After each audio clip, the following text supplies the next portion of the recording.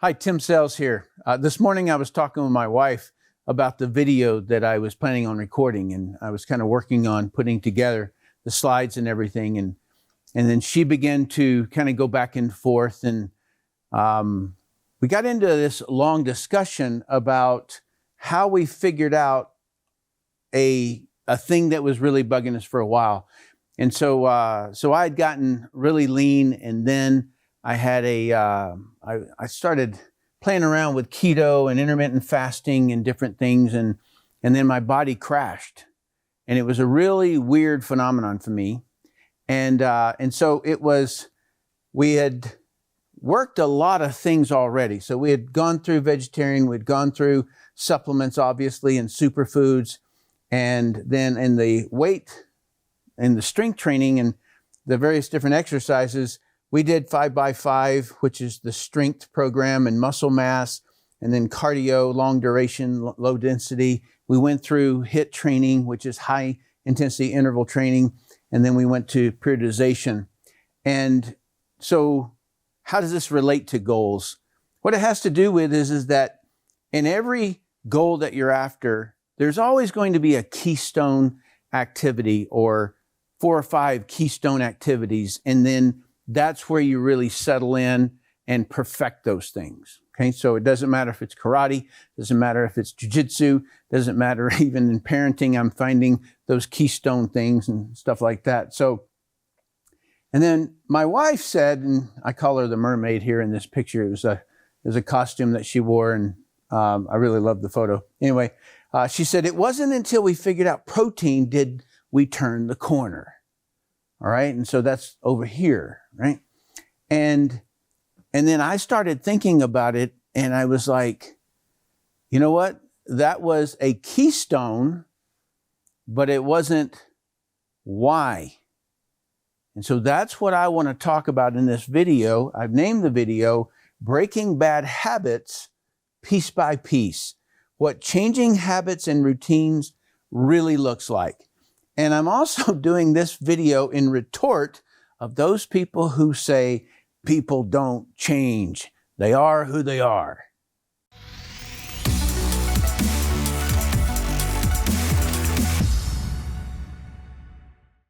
All right, in this series of videos, I'm talking about carving out the space in your life in order to reap the harvest, the reward, if you will, of doing the pipeline. And so this is just a step-by-step as to how to go about doing the pipeline. And sometimes people can just jump in here and start doing this, but some people want to do a little extra steps in order to get it right, okay? So the last video that I did, I asked everyone to do a 7-day reveal. And what it was basically asking for is just to take every 30 minutes for 7 days that you're awake. What did you get done? What was the done, right? And so I gave an example: planned the day, worked out, showered, clearing my email, watched a video, and then I watched a related video. And then I started searching crock pots, and then I read reviews on crock pots. Okay, so if that was my life, I would be a guy who works out and shops, because the very best prediction of what your year is going to look like is what you get done, right, on a daily basis. It's the actions that you take. So this shows who you or I really are. These activities equal what? And I said, a guy who works out and shops. Do you need to change any habits and routines to attain your goal? And that's really what this whole part is about, is first finding out like who you really are, like what your done's, and then if you need to change any, this is what this video is leading into, is how to do that change. All right, so I'm going to go back to that discussion that my wife and I had. I pretty much walked you through what went on here, and this ended up being a part of a solution. Okay, so as I go through here, you're going to see how this relates, and I'll pull it back up. But basically, I was able, what I was worried about, so I'd crashed a few times, like, gosh, my cameraman knows how many times probably, but it was just every time I would try to do a high intensity workout on keto or intermittent fasting or something like that, then I couldn't sleep. It would be like 3 or 4 days of recovery. And so I was like losing 4 days or so. And so it was just it was a train wreck. And so this is my muscle mass. And this is where I began to start this. And it was harmful, painful to see myself withering away, right? So I was losing this muscle mass. And I've been tracking for probably 20 years. And so it's the same scale, everything. And then once I figured it out, I gained about 25 pounds of muscle mass since about 2020. That dip right here, that was the bug, if you will. And so the periodization, just so it's not confusing to anybody, it's just basically, in 1 week I might do heavy, and then in another week I would do, or very heavy, and then heavy, and then medium, and then light for 20 reps, 10 reps, 8 reps, things like that. If you wanted to break that down, and I'm going to be getting a lot more into this later when I'm laying out exactly how to build, is that you could focus on in week 1, generating leads, 2, contacts. And so you're spending a little bit more time in the repetition of one thing instead of trying to do the whole pipeline at once. And so you'd work a week here and a week here and then back to leads here and another one here.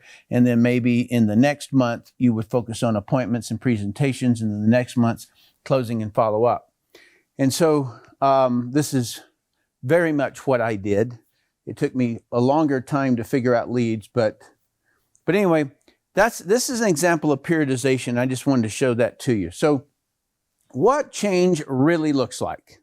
And I want you to be able to, like, I'm just going to tell you a story as I walk through it.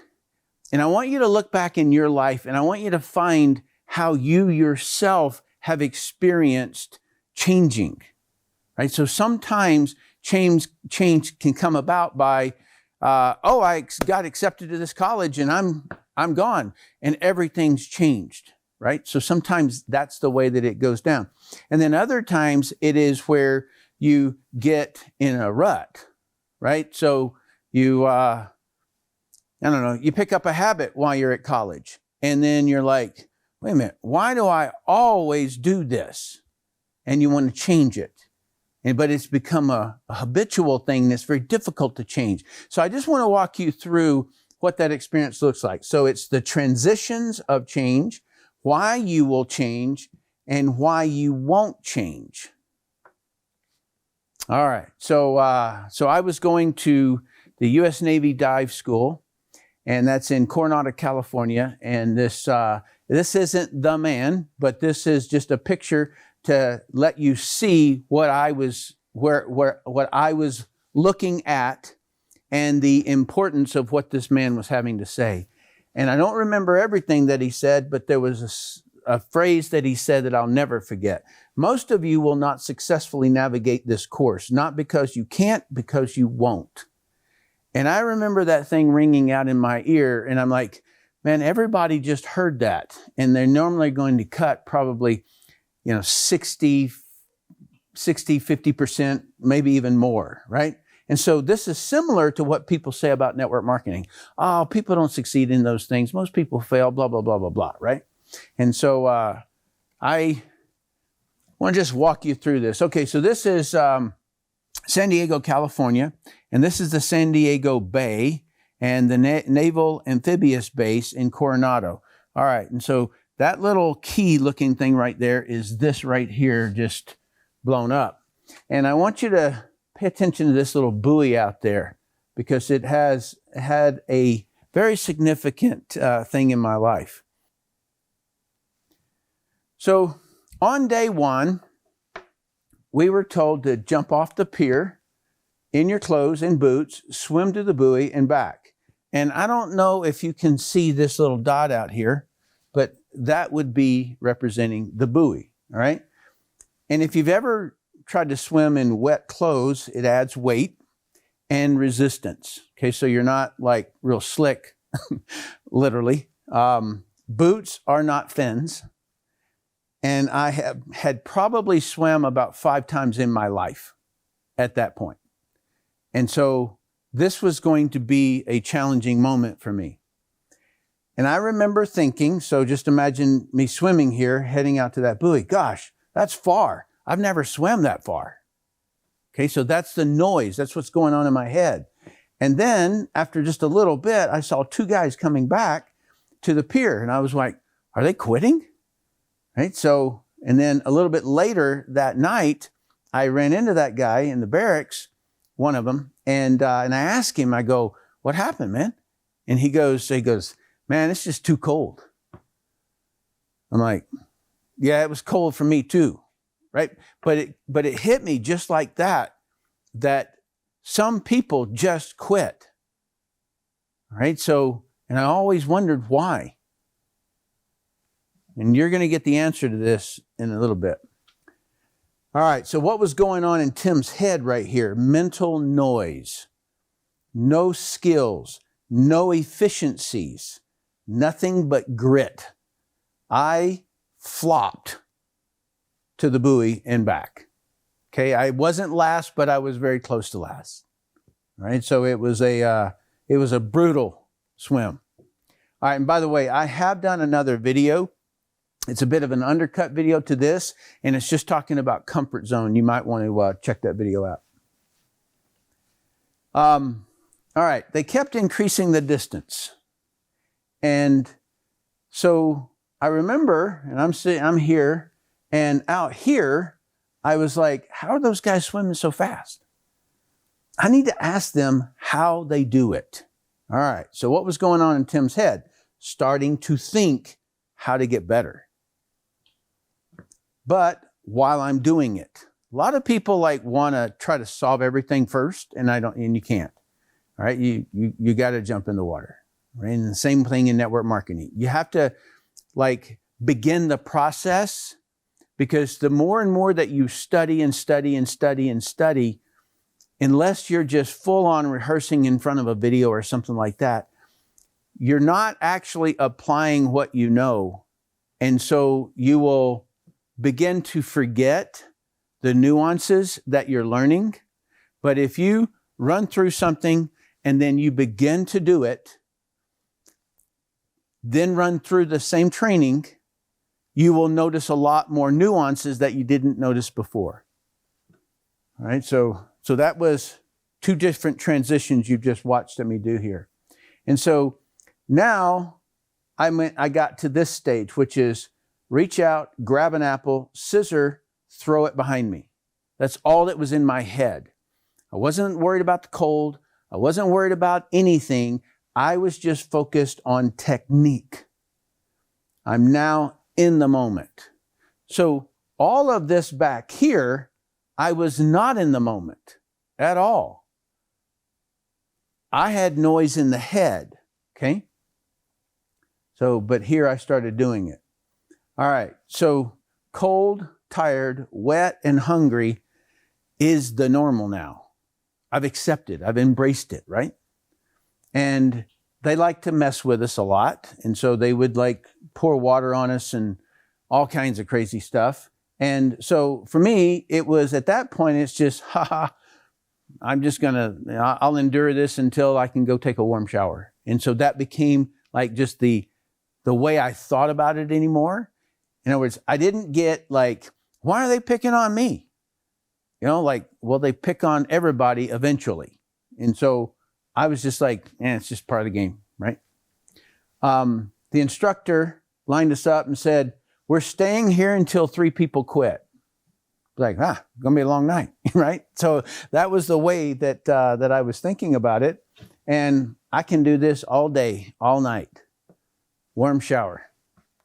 That's just the whole process. So now I'm playing the game. I'm not resisting the game. I'm saying, oh, great, awesome, whatever comes my way. And so how this has to do with network marketing, Maybe you get a prospect who's kind of doing this to you, right? Or maybe a whole bunch of people quit your team or something like that. It's just like, I'm playing the game. And you don't worry about it. You don't get upset about it. Smiling and laughing with no resistance. All right, one more. The next evolution that we went through was something called drown proofing. And so a scuba diver, would be me in this situation. There's an instructor here, and what they're trying to do is simulate having an upset, having some sort of a thing happen while you're underwater, and you got to figure out how to solve it. And so they give examples such as kelp beds or something like that, and you get caught in it, or maybe it rubs up against a rock and it, releases your tanks or something like that. Well, these guys come down, and the most ferocious kelp you've ever seen in your life, because they will rip your mask off, they'll rip your fins off, they'll undo the tanks, they will twist the regulator where it doesn't work right. They'll take the regulator completely off, the manifold that puts these two jugs together, and then they go back up to the surface, and your job is to put yourself back together. And the process is restore my air first, assist my buddy. And that's all you think about. So while they're beating you up, right, you just sit there and take it. And then you're just sitting there waiting, and you're just thinking, restore my air, assist my buddy to get air. And then you can put on your fin and all that stuff. It's easy. All right. So 100% focused on technique. Teeth are chattering. In other words, I've been in the water so long that I'm shivering. It's a no factor.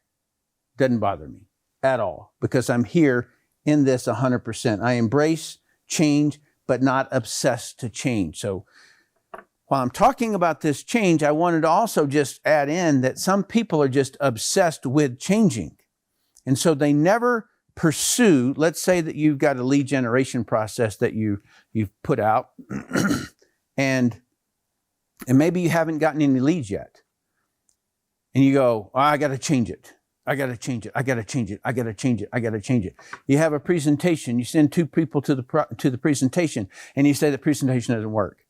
No, you're going to have to get a much higher survey of people. You're going to have to put 100 people or 1,000 people through these things before you can ever even begin to compare it to something else, right? So embrace change, but not obsessed to change. All right, so there is only one thing that will get a person through challenges and changes in habits and routines. And this is really the big reveal of it, because some people won't confront this. It's your vision. It's your vision. Okay, so if a person wants to break a bad habit, then it's lack of vision that's going to do that. It's going to disallow, if you will, right? It is enough to cause you to change, or it is not. If not, go back to your vision, add more excitement, more challenge, or more real. Okay, so more excitement. Well, I want to get a 15% pay raise. Not really that challenging to me. 100%, in other words, double my money, that would challenge me. More challenge or more real. All right, I want to make $1 million a month. Okay, but it's really not real. I would have to hit $500,000 a month first. And so you see what I'm saying? In other words, one of these things right here has caused it. The other thing is that people think that goals is fluff. And it's not fluff, all right? It is not fluff. I'll be giving you the activities and training very specifically, as you've seen me do over the last several videos. But you're going to have to change. So when I say, hey, you know what? You're going to have to set out blocks of time, right, in order to do the pipeline. Then you need to set those aside, right? And it may be giving something up, something that you really, really, like enjoyed. But you have to decide whether or not your vision is what you really want, or do you want to stay with your comfort? And a lot of times I see these things as being, well, we always do this on Friday night, or we always do this on this, or we always do this on this. Okay, rearrange your schedule for Thursday then and get more production done. Okay, so it's really based on a weekly basis. Vision is not fluff. It is the fuel that drives action and willingness to change.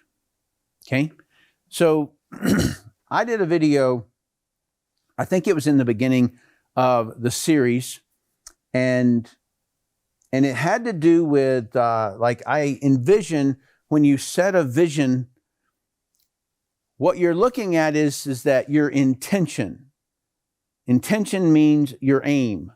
And so you want to make that thing like a big, thick zip line and long, way out there, like at least a 10-year vision or something like that. Okay. And then you want to just zip down that line and stay completely on target all the time, all the time.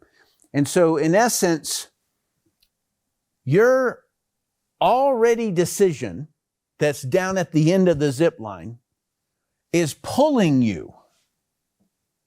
Okay? That's the way I envision it. I already put that out there.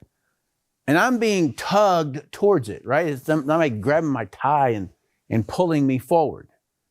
So that's the way I like to do this, envision this. And so now going back to the conversation that my wife and I were having is that I put this sideways like this so that you can kind of envision that I'm heading towards a goal, right?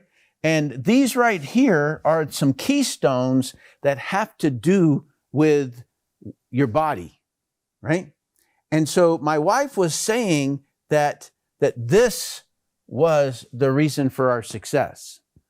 And then I smiled after a bit, after I thought about it, and I was like, what really caused our success is our vision that we would remain healthy and fit as we aged.